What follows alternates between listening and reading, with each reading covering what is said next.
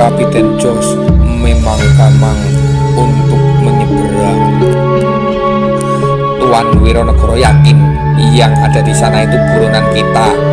Tanya Kapiten Jos sambil menggaruk dan membetulkan letak penutup mata kanannya yang menimbulkan gatal di saat berkeringat seperti ini. Jelas yakin Tuan Kapiten. Wong kabar dari Telik Sandi saya Telik Sandi Gusti Patih Ding itu selalu dapat diandalkan kok. Mereka itu sedang menunggu kapal di sini. Hambuk yakin tadi itu memang ada kapal membuang sauk di tengah laut, kata Wironegoro. Verdomeh, kita terhalang rawat dan sungai ini. Loh, kan tinggal kita terabas toh Tuan, kata Wironegoro. Nih, mereka di atas tebing akan mudah sekali membidik kita, menembaki ketika sedang menyeberang, kata Kapiten Jos. Alah, paling jumlah mereka tidak sampai 10 orang Tuan. Ayo kita geruduk dan langsung kepung mereka, kata Wironegoro. Tolol, kalau benar di situ ada Basah Nurkandam atau Basah Kotip, Tuan Wironegoro pasti akan jadi sasaran pertama yang terbantai. Sabar Tuan, Kapten Precher akan memberi mereka kejutan, kata Kapiten Jos. Adalah siap, kata Wironegoro sambil meringis. Dia menggaruk kepalanya yang tidak gatal dan mengangguk. Mereka memang tidak perlu menunggu terlalu lama. Pekik perang dan ringgik kuda segera terdengar. Justru dari balik tebing tempat buronan mereka berlindung, tembakan bersaut-sautan. Pasukan siap, teriak Kapiten Jos. Amankan aliran sungai sekeliling tebing tempat berlindung mereka. Jika terdesak di atas sana, mereka tidak akan punya pilihan selain terjun ke air, kata Kapiten Jos.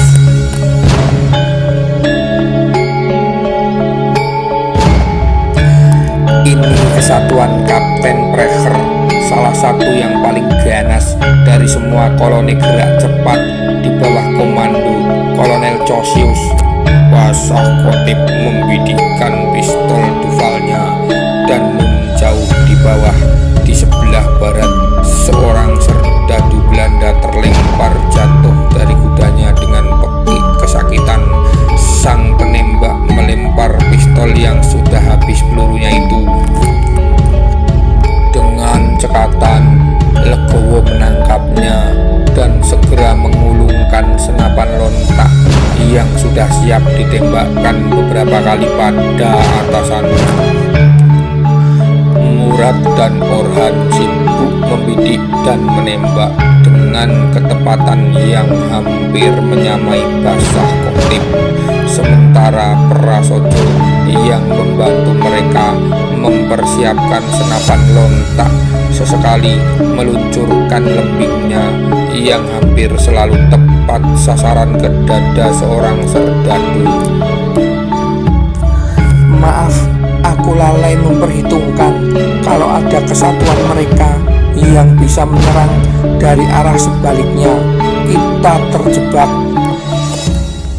Nurkandam mencoba melancarkan serangan kepada komandan pasukan penyerang dengan gusurnya, tapi Kapten Precher memang lincah mengendalikan kuda.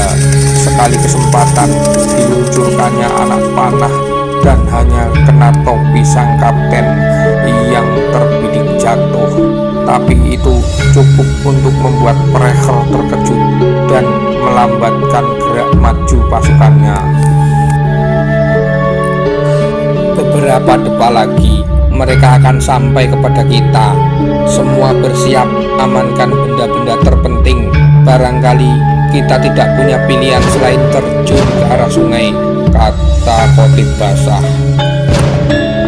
Pasukan Jos mulai bergerak, Gusti, lapor Prasojo yang menengok ke arah timur. Kita terjepit dua arah, kata Nurkandam. Kita perlu keajaiban untuk bisa lolos dari kepungan ini, kata Murak. Matub, teriak basah Kotip. Inilah Tuan Sarif Samparwedi dan Barjamuah.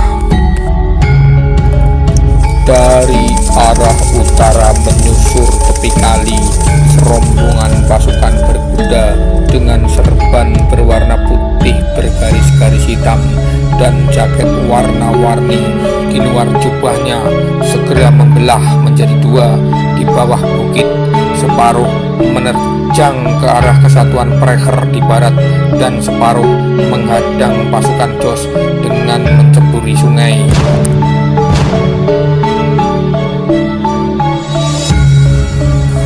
Melihat gerakan pasukan Barjamuah ke arahnya, Kapten Precher memerintahkan pasukannya menerabas cepat ke arah bukit pasir, dan beberapa anak buahnya segera bertumbangan ditembaki basah Kotip dan kawan-kawan. Ketika berusaha mendaki, tembakan balasan mereka sukar akurat karena ketinggian maupun gerumbul-gerumbul pandan budak yang melindungi rombongan kecil itu. Rebut posisi mereka agar bisa bertahan, Verdome. Bala bantuan ini membuat mereka di atas angin, kata Precher. Pasukan Barjamuah mulai menembaki posisi kavaleri Precher. Beberapa anak buahnya di belakang telah terpental dari kuda. Dengan geram dia terus memacu kudanya naik ke atas. Legowo dan Prasojo rupanya telah turun menyongsong kedatangannya dengan tombak yang teracung. Verdome, umpat Precher.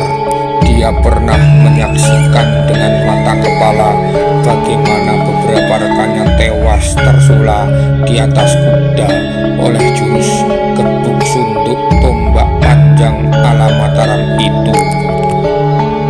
Ketika pistolnya tidak lagi bisa dipakai dan pedangnya tidak menjangkau kedua pengawal basah Kotip itu, Precher enggan mengambil resiko. Dia memacu kudanya agak menyerong ke kanan menghindari gebukan Prasojo. Sebuah peluru juga mendesing tepat di dekat telinganya. Beruntung dia kali itu, tapi nun di depan dalam jarak hanya beberapa hasta. Nurkandam tengah membidik dengan busur tepat ke arah dada kirinya. Nih, Pekik Precher dengan hentakan keras sepatu bootnya ke perut kuda. Hewan yang telah menemaninya selama perang Jawa itu mengangkat tinggi kaki depan dan menolakkan kaki belakangnya dengan keras. Bidikan Nurkandam luput hanya mengenai surai kuda, dan kuda itu melaju tak dapat dihentikan. Dengan sigap Nurkandam menghindar ke kiri dari terjangan kuda itu, tapi malang susunan batu dan pasir yang diinjaknya melesak dan amblas ke bawah. Dengan lafal tasbih tertahan, tubuh Nurkandam meluncur jatuh ke aliran sungai. Bagaimana Precher bersama kudanya yang tak dapat dikekang melayang sejenak di udara sebelum akhirnya juga menyerah pada gaya tarik bumi, berdebur menghantam arus kecoklatan nun di bawah.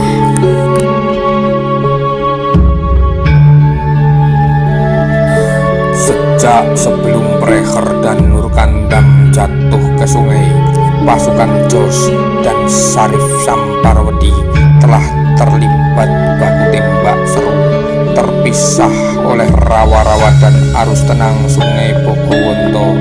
Senjata api yang terbatas membuat pasukan Barjamuah keteteran. Mereka turun dari kuda dan berlindung di antara bebatuan sungai. Maju Tuan, hajar! Hajar mereka, seru Wironegoro. Tutup mulutmu Tuan Wironegoro, payah sekali kau ini soal mengatur taktik. Mereka memang memancing kita maju goblok, kata Kapiten Jos. Yang di atas itu sudah tidak berdaya lu Tuan, lihat kacau mereka, hahaha, sudah tidak akan membahayakan kita. Yang di bawah harus kita habisi sekalian, kata Wironegoro. Terpaksa memang, pasukan maju, kata Kapiten Jos. Nah begitu, kata Wironegoro. Kita bisa menang, tapi pasti akan banyak korban, dan kuharap kau salah satunya Tuan, kata Kapiten Jos sambil menunjuk Wironegoro. Wironegoro meringis, menggaruk kepalanya yang tidak gatal dan menggeleng-geleng, dan mereka tidak perlu menunggu lama untuk melihat beberapa serdadu Jos yang ada di depan bertumbangan di tangan penembak-penembak jitu Barjamuah dengan pegi kematian yang pilu. Jasad mereka terbelesak ke dalam lumpur dan mengambang. Yang bisa dilakukan kesatuan Hulpetruppen terbaik itu hanyalah terus memberondongkan peluru ke arah pasukan Samparwedi agar mereka tidak sempat mengangkat kepala untuk membidik.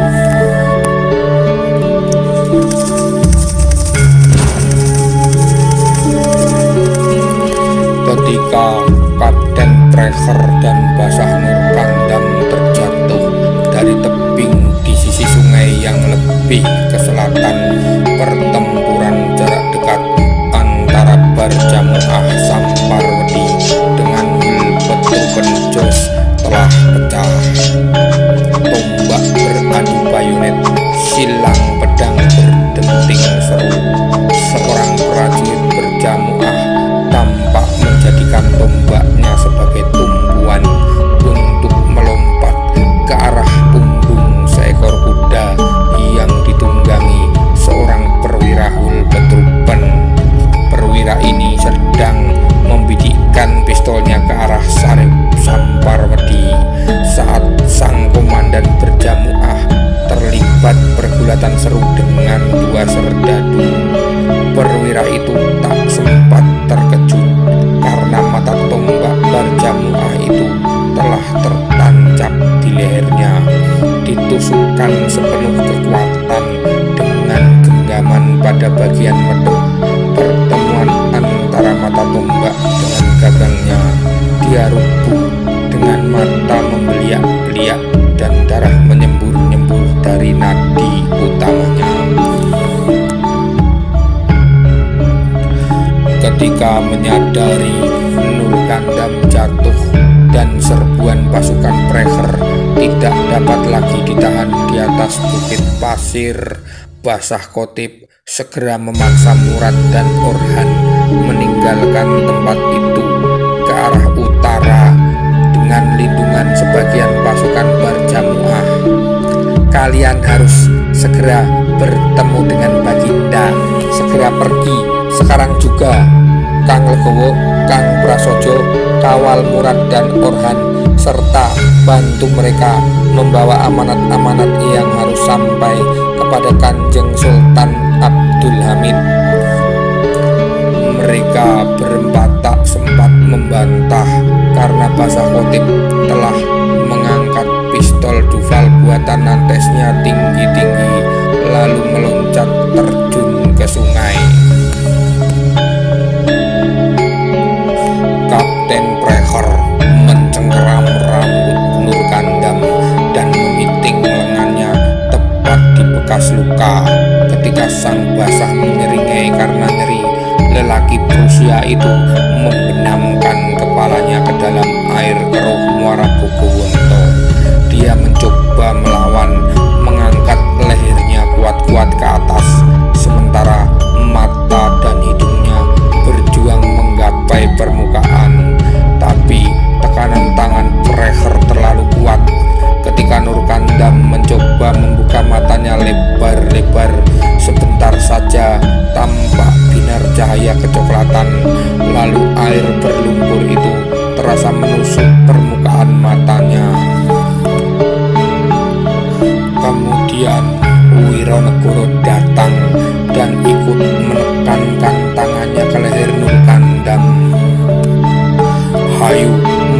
saja anak muda.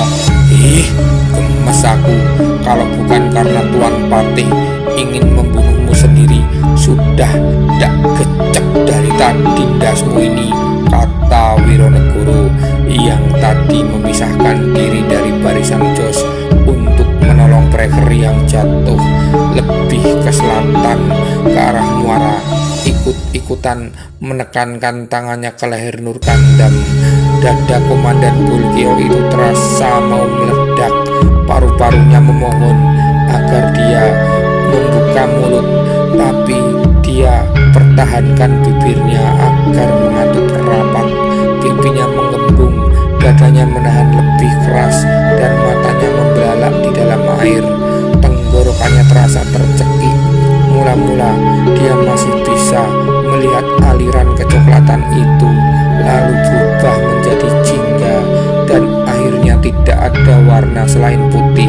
Dia telah berada pada batas antara alam sadar dan tidak sadar.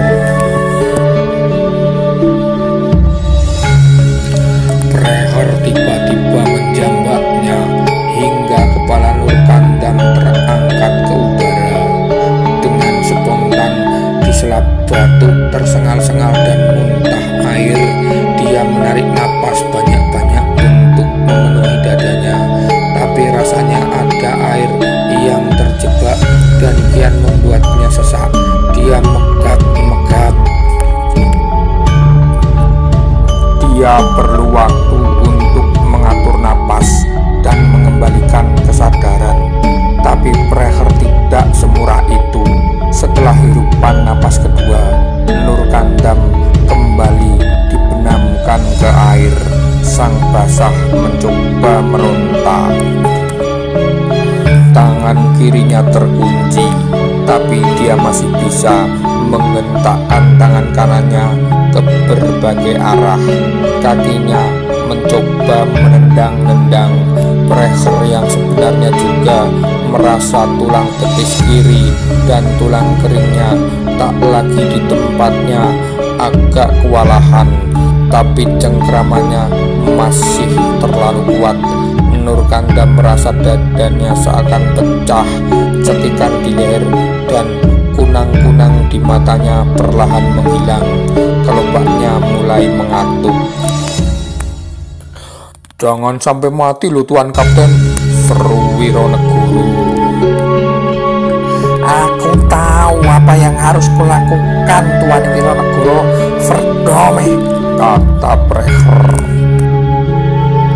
"Adalah siap. Ya, maksudnya pokoknya harus kita bawa ke hadapan Gusti Pat." Wironegoro tak sempat menyelesaikan kalimatnya. Gagang pistol Duval buatan Nantes mempopor belakang kepalanya. Tubuh kepala pasukan kawal Kesultanan itu limbung dan ambruk ke arah timbunan kerakal sungai.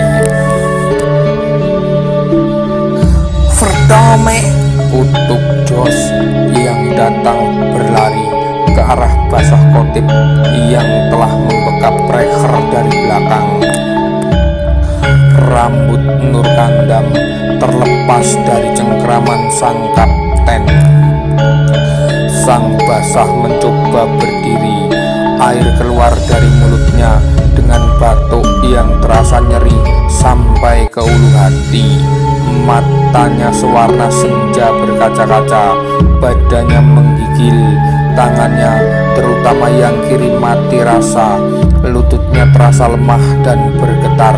Perlahan matanya kembali bisa menangkap bayangan seseorang berserban dikeroyok, seorang berambut pirang, dan lelaki bertopi perwira.